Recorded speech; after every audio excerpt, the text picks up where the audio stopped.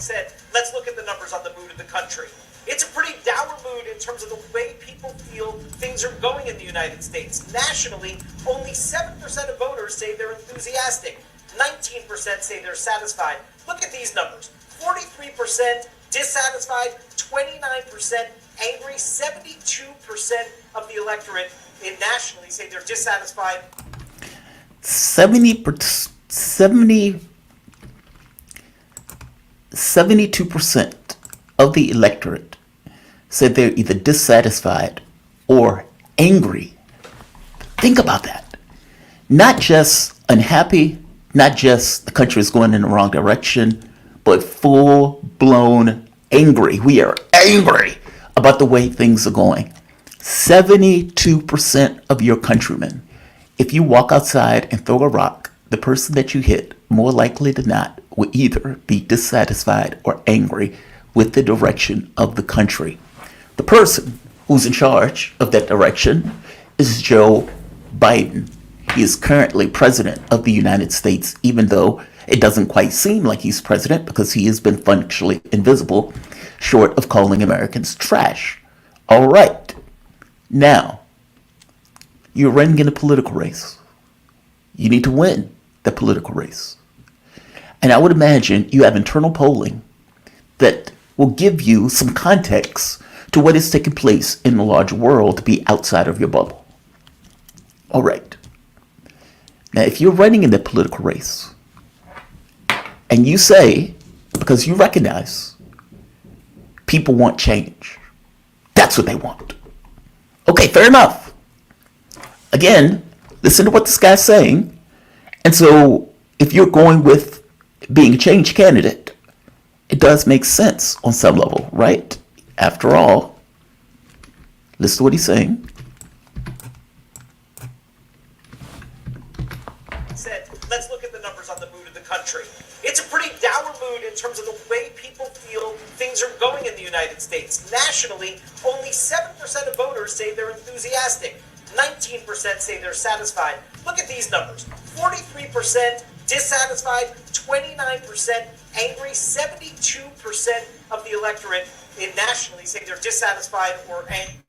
72% of the electorate is either dissatisfied or angry. Okay. So Kamala Harris comes up with a political strategy. The public wants change. I'm going to be the change candidate. Okay. No issue. She comes out and they say, okay, we're dropping Joe Biden and we're now moving to Kamala. I'm sorry. She's black or a person of color. She's a woman and she's younger. And the public immediately says, okay, this is different. This is new. This is different. This is something fundamentally different. And this is great because we want something different. And she goes for the first, 50 days without doing an interview. But again, fair enough. She has a glow. And because she has a glow, she doesn't really need to do interviews. She's not being forced to do interviews. For the most part, she's floating above it all, disconnected from Joe Biden. They're calling him every name in the book, Genocide Joe, all that stuff. But Kamala Harris, for whatever reason, is like a soul leaving a body, detached from her boss. Again, people look at her. She's obviously different. If you go to the polling during that time, RCP, you get this.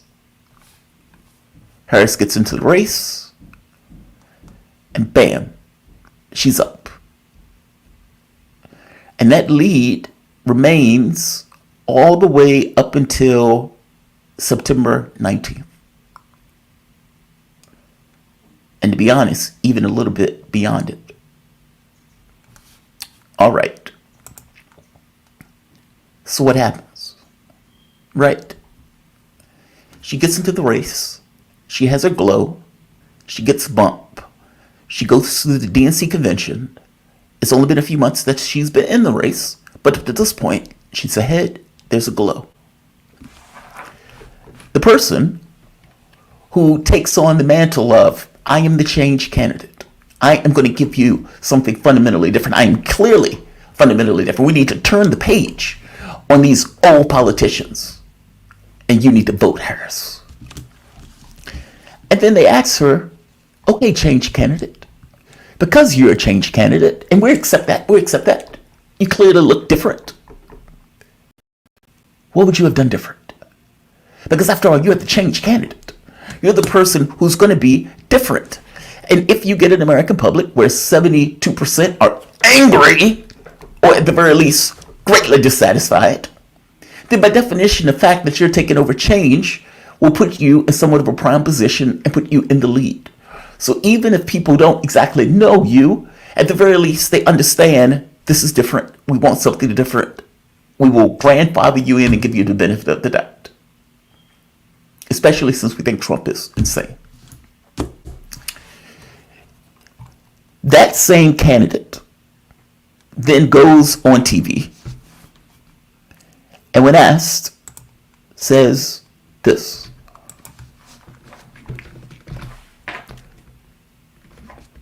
What do you say to voters who were asked on two different shows last week what, if anything, you would do differently than President Biden? Here's what you said. Would you have done something differently than President Biden during the past 4 years?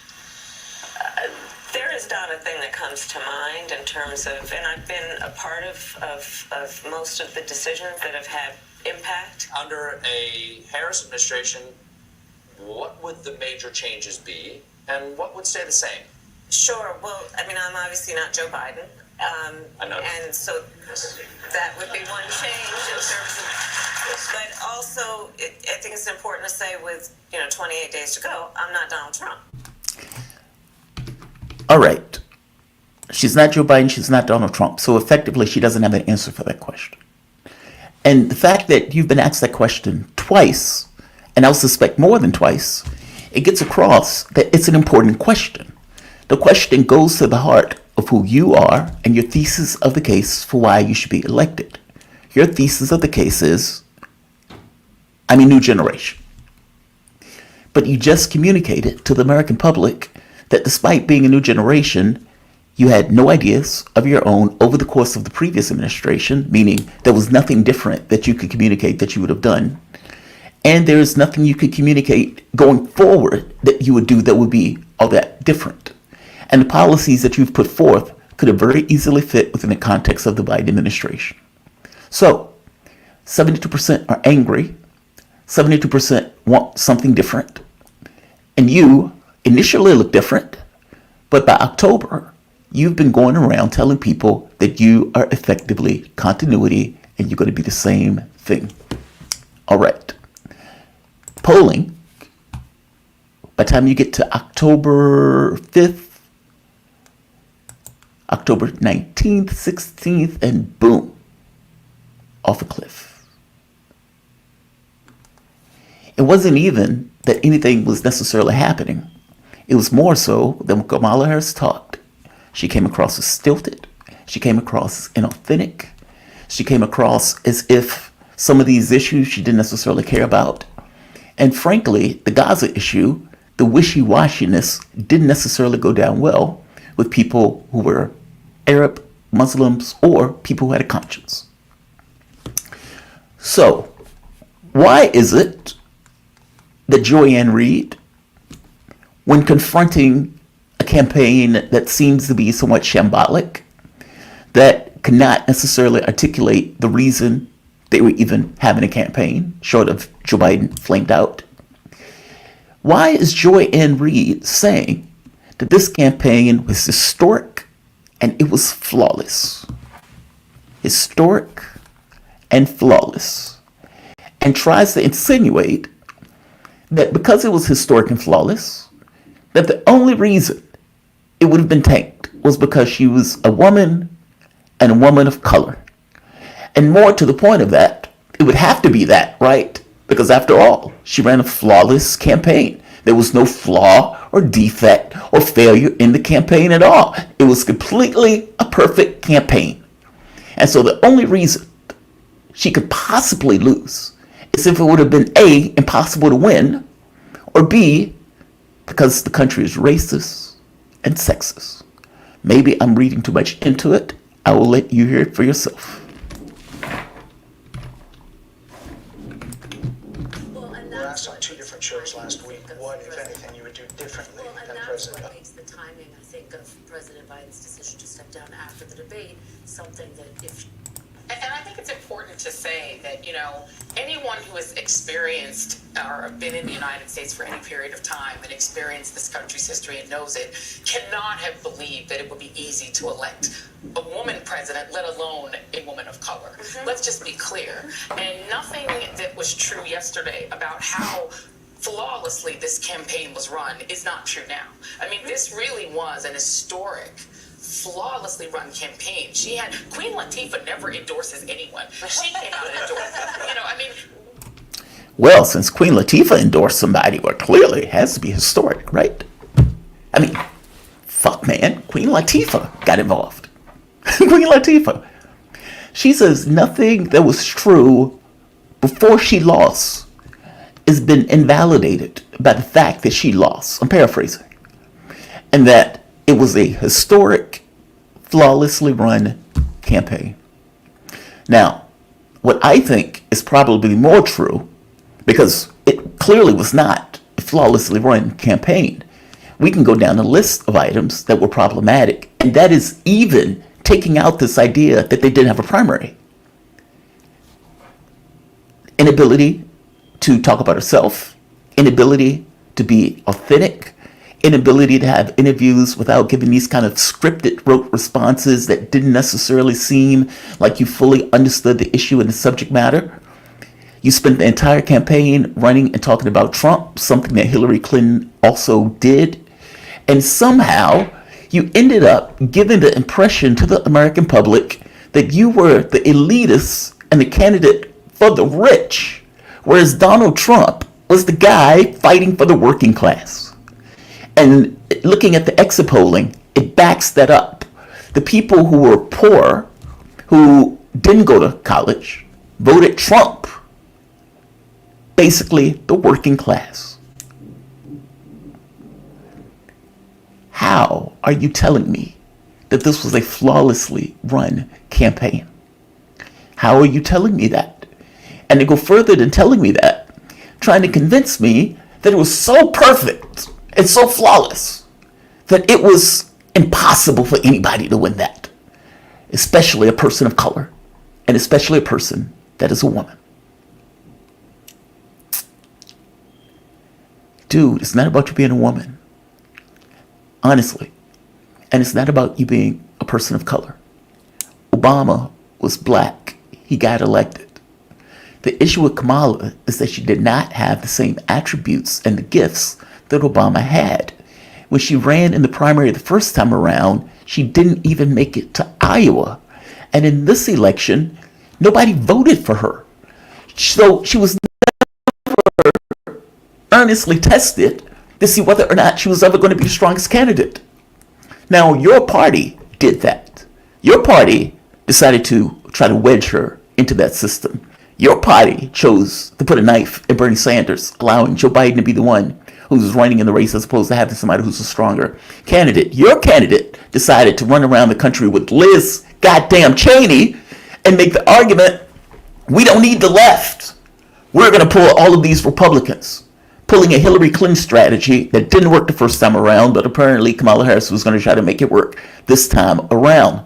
She is the one that made the argument that any notion of trying to get peace is off the table. And that by virtue of Donald Trump being willing to sit down with world leaders to get rid of war, that is somehow a bad thing and a horrible thing. The Gaza issue in general.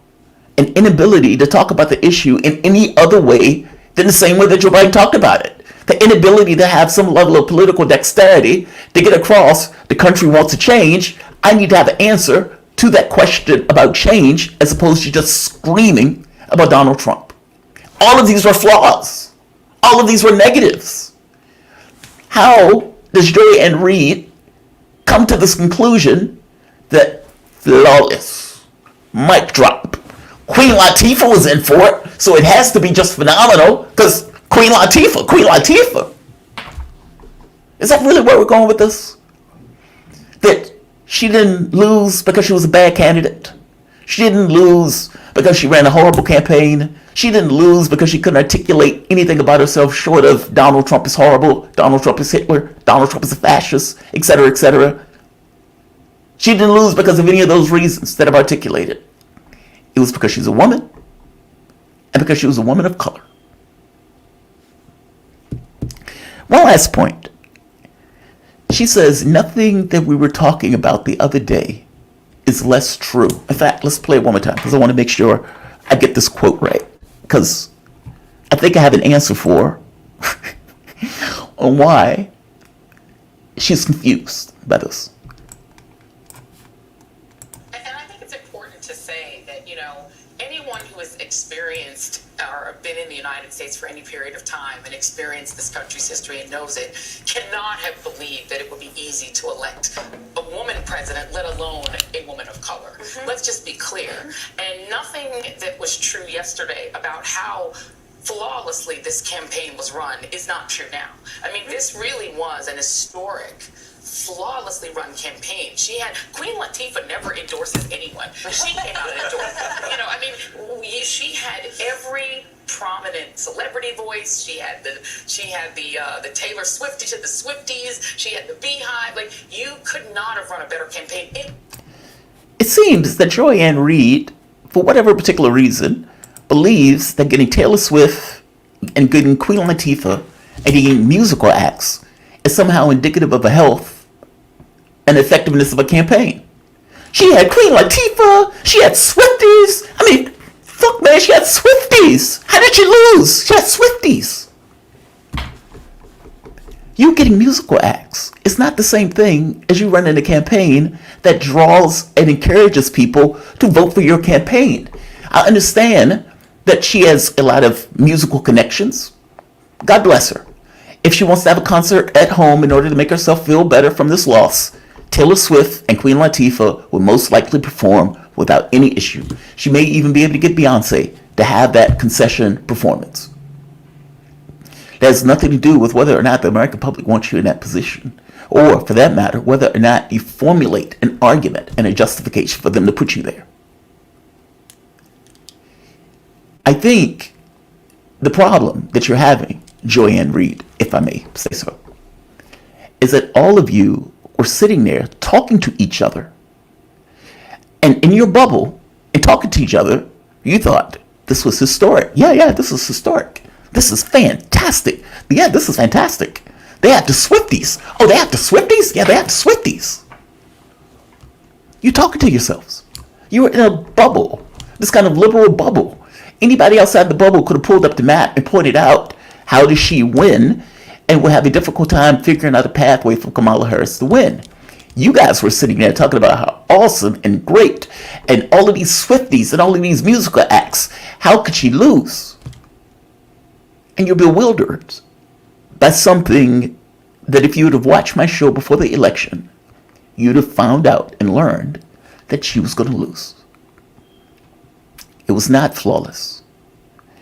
It was historic in the sense, to the degree that she lost. That's true. It was historic in the sense that the Muslim community was pissed off and punished your candidate for backing a genocide. It's historic in the sense that Democrats are trying to get elements of the left to back a genocide and to downplay that genocide in order to back for their candidate, the person who is pushing and paying for it.